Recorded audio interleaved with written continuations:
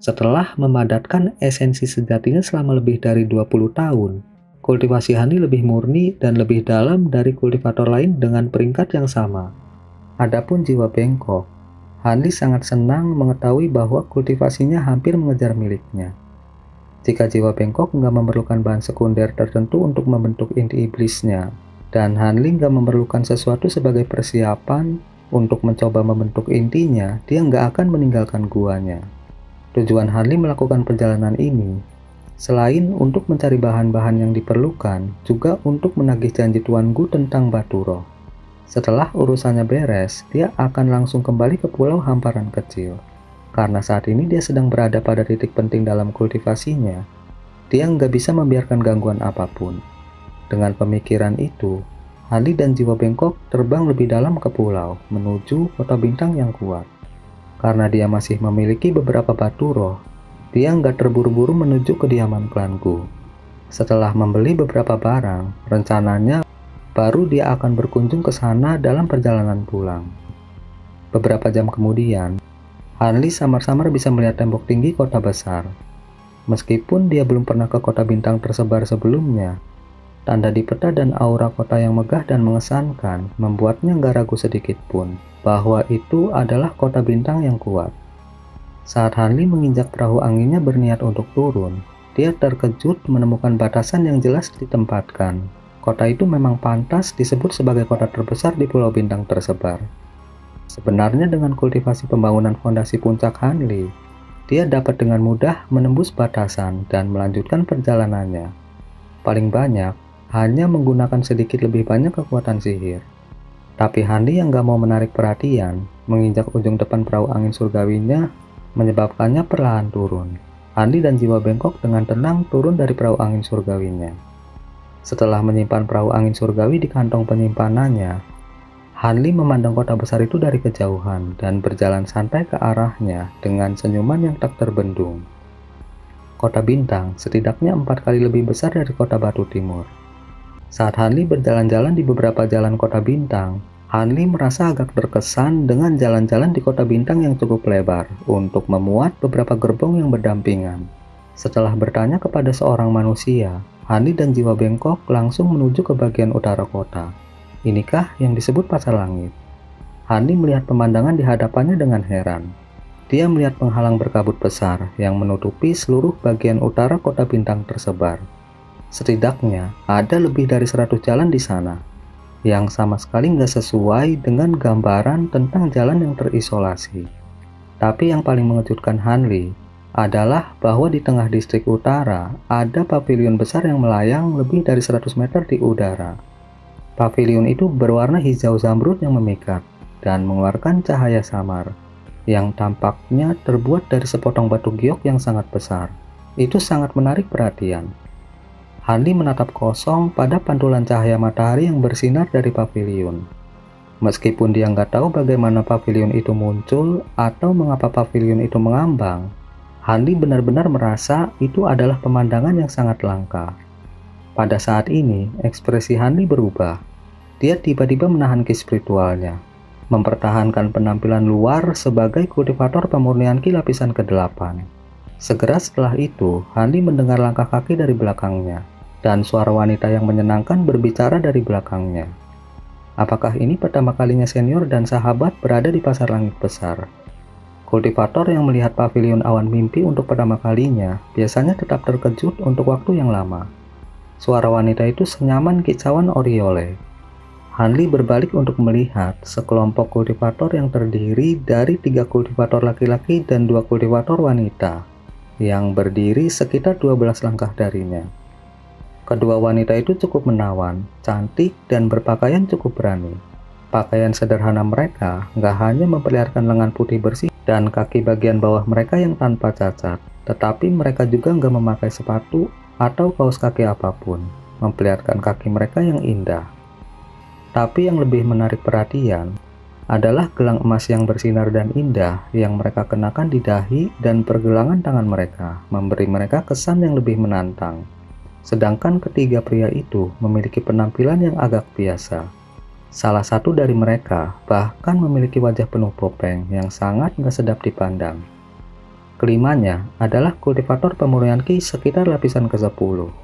Sepertinya mereka juga akan memasuki penghalang cahaya. Wanita cantik berwajah bulat itu tersenyum dan berbicara kepada Hanli.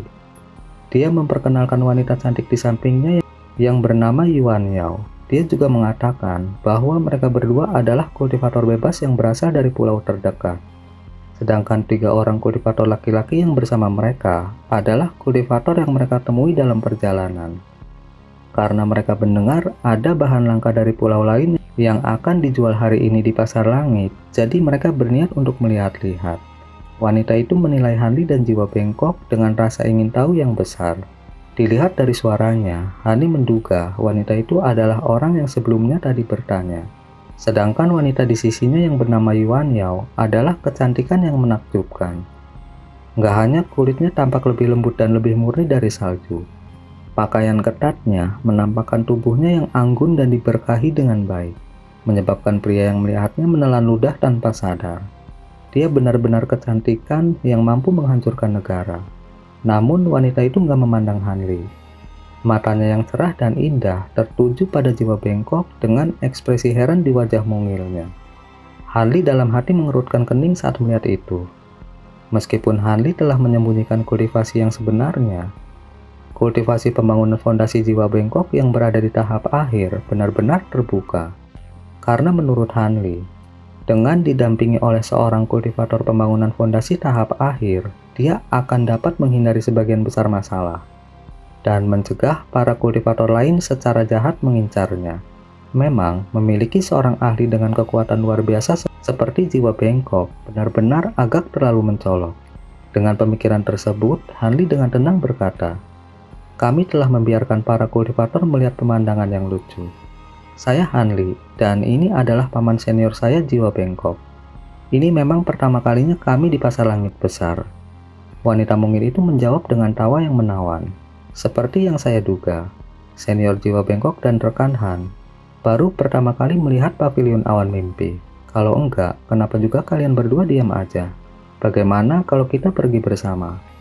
Kakak senior saya dan saya dapat memperkenalkan Anda berdua ke banyak toko di pasar langit besar.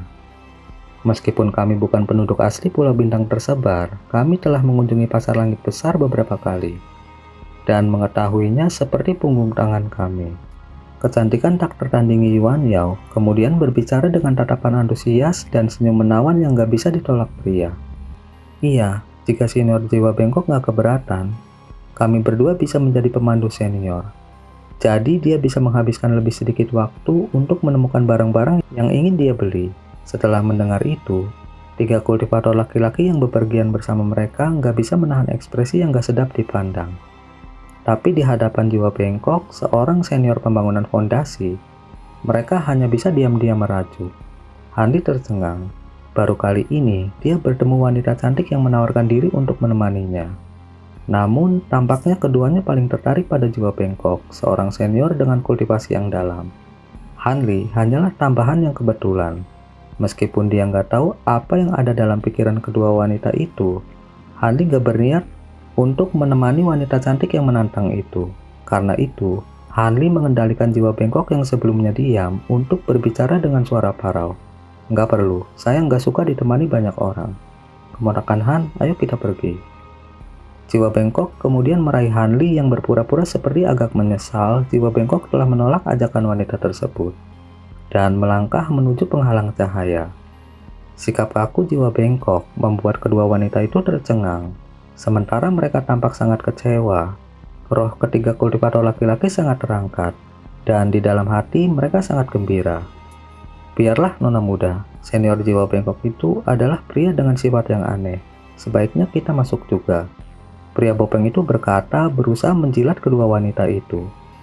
Kedua wanita cantik tak tertandingi itu saling memandang dan setuju dengan senyum paksa, memasuki penghalang cahaya dengan langkah ringan. Pada saat ini, Hanli dan jiwa bengkok telah lama menghilang ke jalanan pasar tanpa jejak. Kedua wanita itu yang melihat Hanli dan jiwa bengkok menghilang, memasang ekspresi tak berdaya dan memasuki sebuah toko.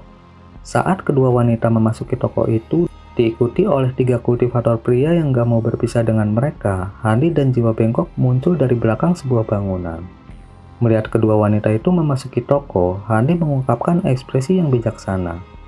Setelah melihat sejenak, dia membawa jiwa bengkok ke jalan lain. Sekilas, toko-toko di sini dan toko-toko manusia di luar tampak nggak berbeda. Toko-toko di sini diletakkan dalam barisan di setiap sisi jalan dalam kotak yang sama, dan membawa papan nama dan bendera di etalase toko mereka, dengan nama-nama seperti aneka barang Wu, alat ajaib Zenji, toko alat ajaib 5 elemen, dan bahan baku Huoyang. Hanli nggak memasuki toko-toko itu, dia malah memilih untuk berjalan menyusuri jalan menuju pusat pasar langit. Menurut pengalaman Hanli, toko yang kuat biasanya ditempatkan di area terbaik, dan itu di bawah pavilion awan mimpi. Saat Hanli semakin dekat, dia melihat ke pavilion di langit dan mempercepat langkahnya. Pada saat ini, jalan pasar cukup ramai. Setelah berjalan sekitar 1 km, Hanli tahu dia telah menemukan tempat yang tepat. Matanya menyala dengan kesadaran saat melihat alun-alun besar yang membentang sekitar setengah hektar. Garis-garis halus batu giok putih memenuhi lantai alun-alun, membuat pemandangan yang sangat indah. Bagian tengah alun-alun benar-benar kosong, selain dari pavilion awan mimpi yang mengapung di atasnya dengan pintu tertutup. Seolah nggak ada niat untuk mengundang pengunjung. 6 pavilion istana kecil bergaya unik menjulang tinggi di sekitar alun-alun. Masing-masing memiliki jarak yang sama dari pusat. Mereka secara samar-samar tampak berdiri berlawanan satu sama lain. Nggak ada toko lain yang berani menempatkan diri di antara 6 toko di alun-alun itu. Setelah melirik pavilion itu lagi, Hani mengarahkan pandangannya ke 6 pavilion istana di tanah. Pavilion Laut Gunung, Pavilion Air Putih, Pavilion Pitagiok. Hanli menggumamkan nama dari 6 toko itu untuk dirinya sendiri saat dia mengukur kultivator terdekat yang masuk dan keluar dari toko. Mereka yang memasuki toko sepertinya semua berstatus tinggi. Tapi setelah beberapa saat, Hanli mengerutkan kening dan dalam hati mengutuk.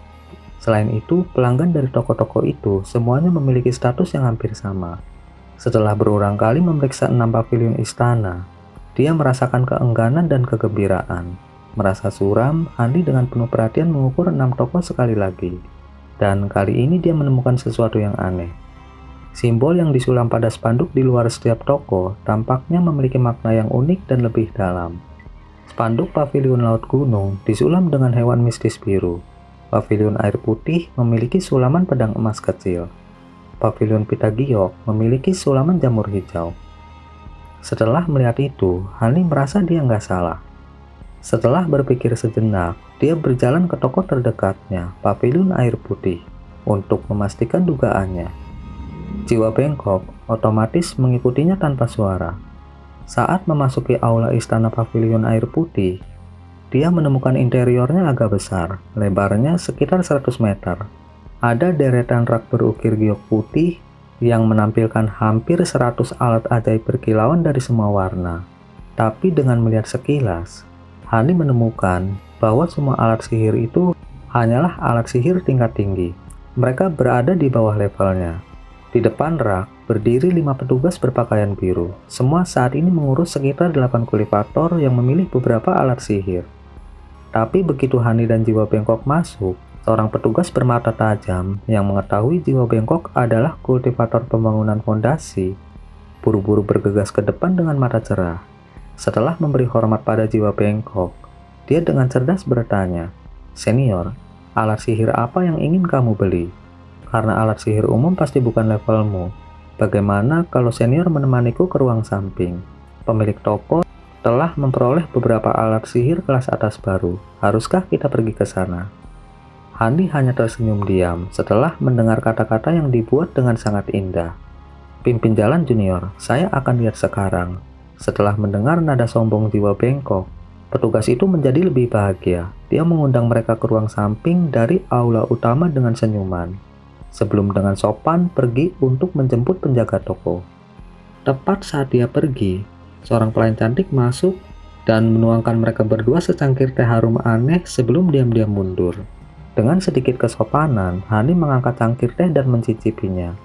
Tapi nggak lama kemudian, seorang pria parubaya eksentrik dengan kumis dan janggut panjang telah tiba. Dia masuk dengan senyum berseri-seri. Tapi setelah dia mengetahui kedalaman kultivasi jiwa bengkok, dia tanpa sadar mengungkapkan keterkejutan dan buru-buru memberi hormat kepada jiwa bengkok. Kemudian pria parubaya itu berkata, "Saya benar-benar nggak menyangka bahwa rekan kultivator telah mencapai tahap inti palsu." Saya penjaga toko Caulu mengucapkan selamat. Semoga rekan kultivator nggak menemukan hambatan dalam memasuki formasi inti. Ekspresinya yang serius dan penuh hormat membuat Hanli terpana. Hanli pun mengendalikan jiwa bengkok untuk berkata, "Sesama kultivator bercanda. Bagaimana formasi inti mudah dicapai? Sebenarnya, saya datang untuk membuat persiapan masalah itu. Namun, saya baru pertama kali datang ke Pasar Langit, jadi saya benar-benar nggak tahu di mana menemukan bahan yang saya butuhkan. Air salju roh dan cairan api surga. Saya harap rekan Chow bisa memberi saya beberapa nasihat." Jiwa bengkok berbicara dengan nada yang sangat sopan, karena pria parubaya yang tampak aneh itu adalah seorang kultivator pembangunan fondasi. Penjaga toko Chow langsung menjawab, "Hehe, itu bukan masalah. 6 istana bersatu kita memiliki rasa saling menghormati dan rasa kesopanan. Saya akan menghubungi rekan kultivator Ouyang di pavilion Pitagiok dan memintanya untuk segera mengirim barang-barang yang Anda butuhkan jika mereka memilikinya." Tanpa ragu sedikit pun, dia mengeluarkan jimat transmisi suara dan dengan lembut mengucapkan beberapa kata ke dalamnya sebelum berubah menjadi seberkas cahaya merah dan terbang keluar ruangan. Setelah itu, penjaga toko Chow dengan ramah mengobrol dengan jiwa bengkok dan dengan santai bertanya tentang asal-usul dan dari klan atau sekte mana jiwa bengkok. Tapi Hanli nggak mungkin membocorkan rahasia seperti itu kepada orang asing yang baru aja dia temui. Dia membuat jiwa bengkok berkata secara samar bahwa dia adalah seorang kultivator yang baru aja tiba di pulau itu. Karena dia secara nggak terduga bertemu dengan keponakan bela diri Hanli, dia memutuskan untuk sementara akan tinggal di pulau bintang tersebar. Senyuman penjaga toko Chow semakin lebar. Keramahannya mencapai tingkat yang sulit ditoleransi oleh Hanli. Saat keraguan muncul di benak Hanli, seorang pria berpakaian biru besar dengan janggut keriting masuk ke dalam ruangan. Wajahnya merah tua dan dia memiliki tubuh yang tinggi dan kekar. Dia tampak sangat berani dan kuat. "Rekan Chow, kenapa kamu tiba-tiba menginginkan air salju roh dan cairan api surga? Mungkinkah seseorang ingin membentuk intinya?" Pria bertubuh besar itu berkata dengan senyum yang terus terang. Setelah melihat Hanli sejenak, dia mengalihkan perhatiannya ke jiwa bengkok. Hanli dalam hati mengerutkan kening. Orang itu mengajukan pertanyaan, tapi dengan jelas dia udah tahu jawabannya. Dia nggak lugas dan berani seperti penampilannya. Dia pastilah seorang perencana yang dalam. Hati Hanli bergetar dan menjadi lebih waspada terhadap orang itu. Secara alami, Hanli dan jiwa bengkok memiliki ekspresi tenang dan mereka bahkan sedikit tersenyum. "Hehe, rekan Ouyang, izinkan saya memberi Anda perkenalan. Ini adalah rekan jiwa bengkok. Dia baru aja sampai di pulau ini, dan ini adalah keponakan bela diri Han, penduduk pulau kami." Rekan jiwa bengkok telah mencapai inti palsu dan ingin berusaha membentuk intinya. Caulu menunjuk jiwa bengkok dan Hanli. Dia berbicara dengan senyum berseri-seri. "Hehe, selamat rekan kultivator. Jika rekan kultivator berhasil membentuk intinya, pulau bintang tersebar kita akan memiliki pilar kekuatan lain." Pria berjanggut keriting bernama Ouyang berbicara ramah dengan senyum lebar. Dia tiba-tiba memikirkan sesuatu dan menepuk bagian belakang kepalanya dan dengan malu-malu berkata, "Ah, ingatanku, aku malah lupa tentang kebutuhan rekan jiwa bengkok akan air salju roh dan cairan api surga. Tapi tenang, saya membawa cukup untuk 2 orang untuk membentuk inti mereka." Pria besar Ouyang mengambil 2 kotak giok yang bersinar dengan cahaya kuning dan meletakkannya di atas meja di depan Hanli. 2 kotak berisi benda-benda spiritual ini diukir dari giok atribut bumi yang diperoleh dari laut dalam.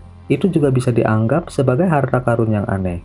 Tapi jika dibandingkan dengan harga dari apa yang berada di dalamnya, itu bukan apa-apa. Meskipun kata-kata pria berjanggut keriting tampak seolah-olah dia nggak peduli, dia tampaknya sangat bangga terhadap barang yang dia bawa. "Maka aku benar-benar harus berterima kasih." Jiwa bengkok dengan tenang mengucapkan terima kasih sebelum membuka kotak dengan hati-hati.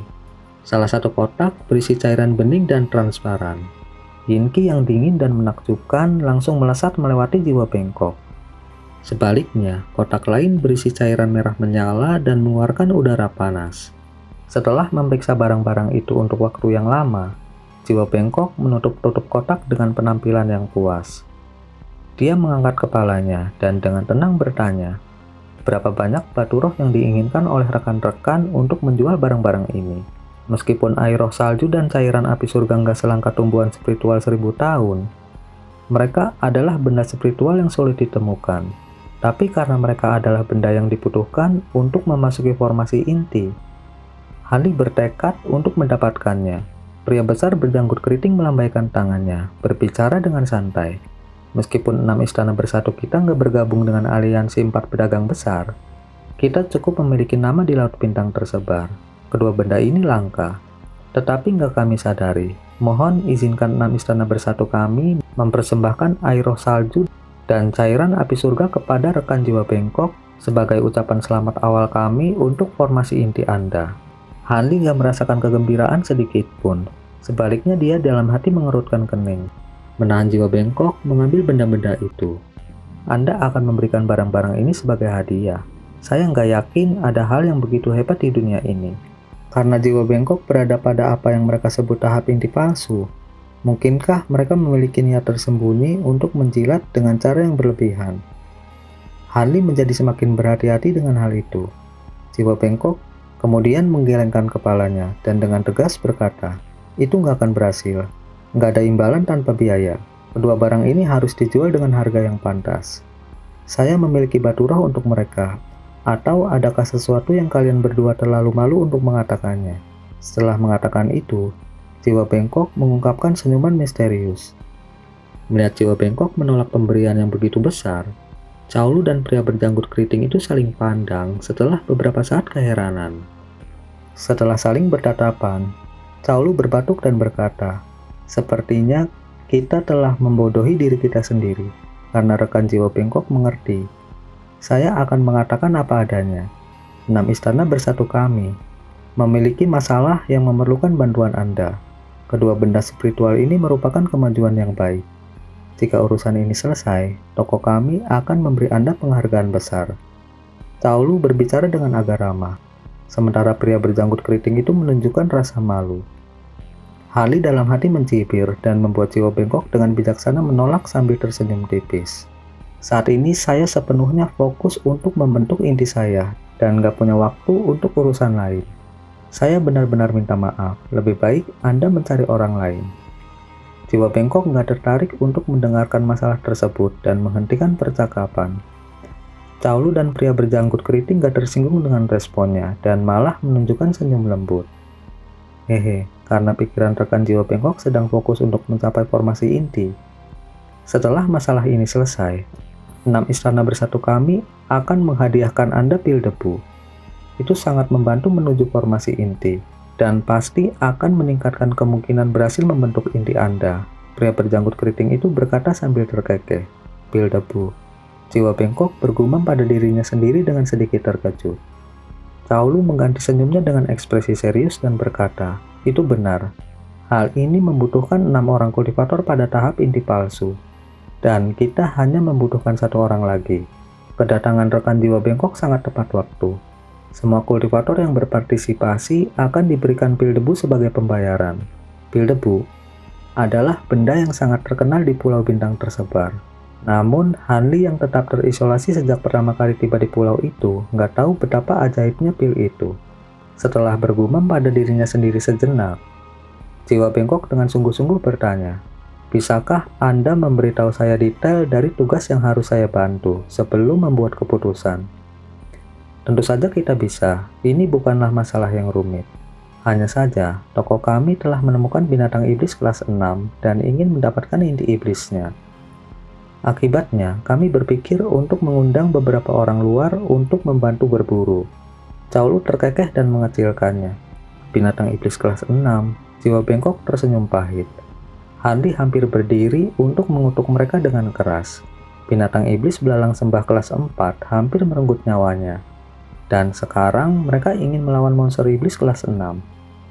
Apakah mereka ingin mengirim para kultivator itu kepada kematian? Setelah melihat ekspresi keraguan jiwa bengkok, pria berjanggut keriting itu dengan cepat memberikan penjelasan. Harap tenang, toko kami telah membuat rencana lengkap yang secara luar biasa mengurangi bahaya. Selain dua tetua formasi inti toko kami ikut, kami juga akan menempatkan formasi 6 riak mengalir. 6 kultivator formasi inti palsu hanya cukup memperankan formasi. Formasi 6 riak mengalir, Hani merasa bahwa nama formasi itu terdengar cukup akrab. Seolah-olah dia pernah mendengarnya sebelumnya dalam wawasan mantra formasi yang sebelumnya diberikan Shinruin kepadanya. Hanli kemudian menghendaki jiwa bengkok untuk menunda keputusannya. Karena pentingnya masalah ini, tolong beri saya 2 hari untuk mempertimbangkannya sebelum saya memberikan jawaban. Kata-kata samar jiwa bengkok membuat Cao Lu tertegun, tapi dia segera setuju dengan senyum lebar. Tapi ketika Hanli dan jiwa bengkok pergi, Cao Lu dan pria besar berjanggut keriting meminta mereka membawa air salju roh dan cairan api surga bersama mereka. Dengan beberapa kata sopan, mereka mengatakan bahwa meskipun jiwa bengkok kemudian menolak, itu nggak akan masalah, anggap aja mereka sebagai hadiah. Jiwa bengkok sama-sama tersenyum, menanggapi kata-kata mereka yang membujuk. Tetapi dia nggak menolak, dan membawa kotak giok bersamanya. Setelah beberapa kata sopan, dia kemudian meninggalkan pavilion istana bersama Hanli.